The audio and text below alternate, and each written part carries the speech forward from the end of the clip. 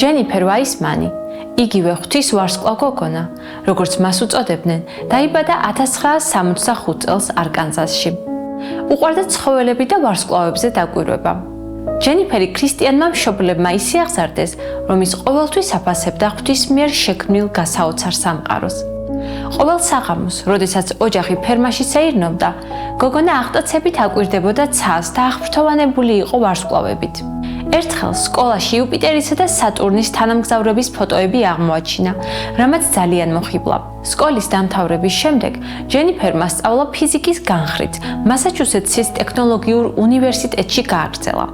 1987 წელს არიზონაში, ლოუელის ობსერვატორიაში საზაფხულო კვლევით პროექტზე მუშაობისას ახალბედა ასტრონომმა ახალი კომეტა აღმოაჩინა. მას შემდეგ ვარსკვლავებით კიდევ უფრო მეტად მოხიბლულმა ჯენიფერმა ჰარვარდში გააგრძელა სწავლა და ასტრონომიაში დოქტორის ხარისხი მოიპოვა. დღეს ვაისმანი ნასას კოსმოსური ფრენების ცენტრის უფროსი ასტროფიზიკოსია. მისი სამუშაო ჰაბლის კოსმოსური ტელესკოპის მისიის ზედამხედველობაა. ის ასობით სხვა მეცნიერთან ერთად მუშაობს. რადიო, ოპტიკური და ინფრაწითელი ტელესკოპების გამოყენებით სწავლობს გალაქტიკის იმ რეგიონებს, სადაც ვარსკვლავები ყალიბდება. ამ საოცარ აღმოჩენებს კი მთელ მსოფლიოში ავრცელებს მედიის საშუალებით.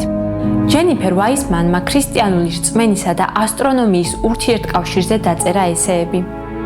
როგორი დიდებული და გასაოცარია, როდესაც ვფიქრობ იმ ფაქტზე, რომ ჩვენ სხეულში ათასობით ატომი შექმნა უფალმა სიტყვით, ისევე როგორც ვარსკვლავები.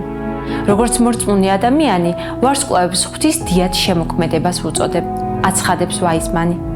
ჯენიფერი დაქორწინებულია მეცნიერ მარკ შელჰამერზე, რომელიც ასევე ნასაში მუშაობს.